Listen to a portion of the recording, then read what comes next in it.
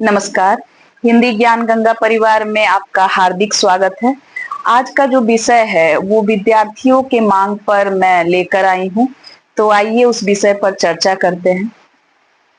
आज मैं विद्यार्थियों की दिनचर्या कैसी हो, इस पर एक रूपरेखा, एक खाका खींचने की कोशिश की हूँ कि एक विद्यार्थी किस प्रकार अपनी दिनचर्या को रखे ताकि वो अच्छे से संपूर्ण पाठ्यक्रम की पढ़ाई भी कर पाए, अपने जीवन में खेल कूद को भी शामिल कर पाए, साथ ही साथ अपने शौक को भी पूरा करे और परिवार के रोजमर्रा के कामों में भी मदद हो पाए और वो परेशान भी ना हो। क्योंकि अक्सर विद्यार्थी समय की कमी की शिकायत करते हैं। मुझे कमेंट बॉक्स में अक्सर बच्चे मैसेज करते हैं कि मैम कम समय में कैसे विषय को पूरा करें। तो आइए इस पर एक चर्चा करते हैं। विद्यार्थी की दिनचर्या, आप सभी को पता है कि पूरे दिन में हमारे पास 24 घंटे होते हैं। ये हर व्यक्ति के पास समान है, किसी के पास 24 घंटे से अधिक का समय नहीं होता है। हर व्यक्ति के जीवन में जो एक दिन आता है वो 24 घंटे का ही होता है। बात बस इतनी सी है कि वो उन 24 घंटों में कैसे अपने समय को व्यवस्थित करता है, किन कामों को ज्यादा महत्व देता है और किन कामों को, बेकार के कामों को वो छोड़कर महत्वपूर्ण कार्यों पर ही अपना ध्यान केंद्रित करता है। तो आइए इस पर चर्चा करते हैं। ये मान लीजिए आपके पास 24 घंटे हैं, तो इसको कैसे हम विभाजित करें कि हमारा पूरा का पूरा समय सदुपयोग के साथ बीते, न कि उसका हम दुरुपयोग करें और समय की यूं ही बर्बादी करें। तो जो 7 घंटे आपके हैं उसे तो आपको कुछ करना ही नहीं है, क्योंकि 7 घंटे की नींद एक विद्यार्थी के लिए अति आवश्यक है। तो आपको वो नींद पूरी अपनी करनी ही है। तो 7 घंटे आपके चले गए। इसके बाद 8 घंटे और 9 घंटे का एक समय क्रम मैंने विभाजित किया है। तो इसमें देखिए हम क्या क्या कर सकते हैं। 8 जो घंटे हैं इसमें आप खेल कूद और पढ़ाई को ही देंगे। खेल कूद बहुत ही जरूरी है। एक बच्चे के सर्वांगीण विकास के लिए खेल कूद अति आवश्यक है। तो खेलना तो उसके लिए जरूरी है ही, और साथ ही साथ पढ़ाई, दोनों को लेकर चलना है एक विद्यार्थी को। खेल के मैदान में मान लीजिए आप 2 घंटे दे रहे हैं, लेकिन बचा हुआ जो समय है उसको आप पूर्ण रूप से पढ़ाई में ही देंगे। इस बात का आपको पूरा ध्यान रखना है। और जब भी परीक्षा नजदीक आए तो खेल के समय को कम कर देंगे और पढ़ाई के समय को आप बढ़ा देंगे। ये एक तरीका है। इन 8 घंटों में आपको यही करना है। ये किसी भी वक्त हो सकता है, सुबह के समय हो, शाम के समय हो, रात के समय हो, ये आपके ऊपर है। तो ये 8 घंटे कहीं नहीं जाने वाले, ये आपके पास ही रहेंगे।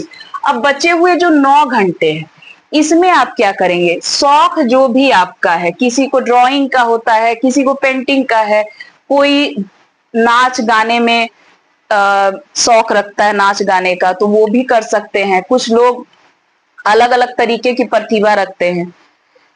तो सारे जिनके भी शौक है उसको देना है इन 9 घंटों में। रोज के काम, घर के जो भी काम है, कुछ बच्चे माता पिता की मदद भी करते हैं, तो उस स्थिति में भी वो समय निकाल सकते हैं। प्रत्येक दिन कोई ना कोई एक सीख वाली कहानी जो शिक्षा देती हो, या किसी महापुरुष की जीवनी, दोनों में से कोई एक चीज आप जरूर पढ़ें। पढ़ना बहुत जरूरी है। इससे क्या होगा कि बच्चे की सोचने की शक्ति जो है विकसित हो जाएगी। सिर्फ वो किताबों तक सीमित नहीं रहेगा, वो अन्य व्यक्तियों के जीवन के अनुभवों को ग्रहण करेगा और उसको अपने जीवन में आत्मसात कर पाएगा।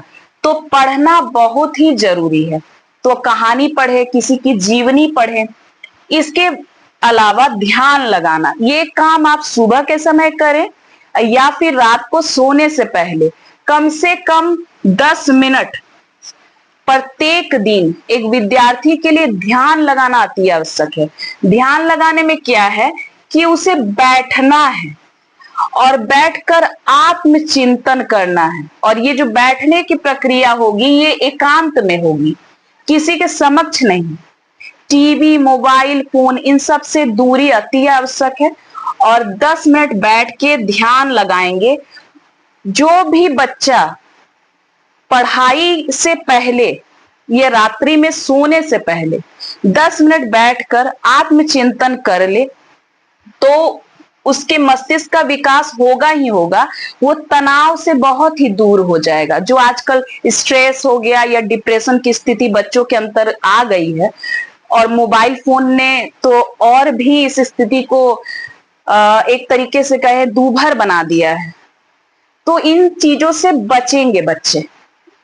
बहुत ही जरूरी है कि बच्चा ध्यान लगाए, ये अति आवश्यक है। एक विद्यार्थी को अपने जीवन में प्राणायाम करना, ध्यान लगाना बहुत ही जरूरी है। कसरत तो वो जब खेल कूद कर रहा है उसी दौरान हो जा रहा है। अगर बच्चे खेलने नहीं जा पा रहे हैं, मैं तो कहूंगी कि जरूर जाओ। अगर नहीं जा पा रहे हो तो उस स्थिति में आधे घंटे की आप कसरत भी कर सकते हैं, अगर नहीं जा पाने की स्थिति में है तो ये रही एक छोटी सी दिनचर्या। 24 घंटे को मैंने 3 भागों में बांटा है। 7 घंटे की नींद है, 8 घंटे जो है उसमें खेल कूद और पढ़ाई है, और इसके बाद 9 घंटे जो है इसमें रोज के दैनिक जीवन के काम आप कर सकते हैं। आपके जो शौक है उसको पूरा कर सकते हैं। कोई भी कहानी हो गई जो शिक्षा दे, या जीवनी हो गया, ये भी कर सकते हैं। ध्यान लगाना, गीता जी का पाठ भी कर सकते हैं। तो ये चीजें जो है व्यक्ति को एक अपने व्यक्तित्व को विकसित करने में बहुत ही महत्वपूर्ण भूमिका निभाती है, और ये बहुत जरूरी है कि बच्चे इस बात को समझे। उनके लिए बहुत ही जरूरी है कि अपने जीवन को, अपने दिन को किस तरीके से वो व्यवस्थित करे कि रोज वो पढ़ाई कर पाए। और पढ़ाई, कुछ बच्चे कह रहे थे कि पढ़ाई ठीक ढंग से नहीं हो पा रही। इसका कारण ये है कि हम आजकल मोबाइल फोन में लगे रहते हैं, टीवी के सामने बैठे रहते हैं। तो इन चीजों से बचना है। दिन का एक समय निश्चित कीजिए कि मैं रोज 30 मिनट, 10 मिनट या 20 मिनट, कितने मिनट में मोबाइल देखूंगा, इससे अधिक नहीं। कोशिश करें कि मोबाइल से दूरी बना ले। लेकिन जरूरी है कि कुछ बच्चे हैं जो आजकल ऑनलाइन पढ़ाई करते हैं, तो उस स्थिति में हर दिन बच पाना संभव नहीं है।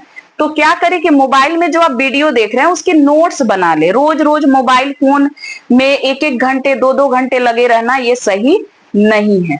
तो विद्यार्थी गण को आज का विषय समझ में आया होगा, ये मेरी आशा है। और भी कोई आपकी समस्या हो तो मुझे कमेंट बॉक्स में लिखें, मैं उनके लिए भी वीडियो बनाऊंगी। धन्यवाद।